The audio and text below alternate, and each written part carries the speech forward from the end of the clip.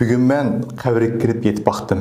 Maqsadim otam mush qabrda yatsa uzun kanlikin baskilamdi, maskamamdi, mushni bilib beqishdi. Otam 1,83 m keldigan bo'lib, bu xil egiz hisoblanatdi. Shamgo'ning ichi kirib yetib baxsam, putum tarafdan 10 santa, beshim tarafdan 30 santa orliq oshdi.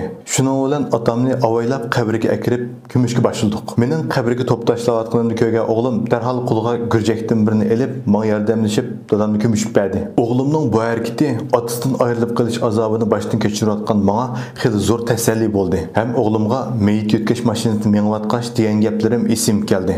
Men o'g'limga "Balam, cho'ndadan tugab ketgan chaqda men sana o'xshashda 7 yoshdim. Bugun otamdan ayrilib qoldik. Sen dal 7 yoshda. Dunyoda yashagan har qanday odam o'limdan qochib qutulmaydi. Aman bir kuni men o'lib ketaman. Sen shu chaqda xuddi bugun men dadamni qabriga qo'ygandek, meni qabriga qo'ysa dedim. Opam va singlimga tasalli bo'lsin uchun otam jon uzgandan boshlab men bir tomchi yosh to'kib boqmadim. Chunki faqat men bardam turib bergan chaqda ularninki bardoshlik berolmaydiganligini bilatdim. Biroq men otamni ko'mib bo'lib qabrisini gurjakda o'ngshayotgan ash daqiqada o'zimni faqat tutib olamadim. Shu bir daqiqada otamning meni erkiltib cho'ng qilganlari, menga o'g'lim deb turib qilgan nasihat o'gitlari, telefon qilsam "Vay o'g'limma" deb telefon elishlari, cheksiz bir otliq mehr va uni mushu sovuq tumanda, sovuq to'pining ostiga ko'mib qo'yganim qatorliq mushunaq murakkab ichki hissiyotlarim meni chulg'ib oldi. Ichimdan kelgan bir achchiq burnimni ichishdi. Ko'zim yoshga liq to'ldi. O'zimga "Baxtiyor, bo'ldi birini yig'ilib ol" dedim-yu, lekin ko'zimni chimchiqiltishga qat'iy petnamadim.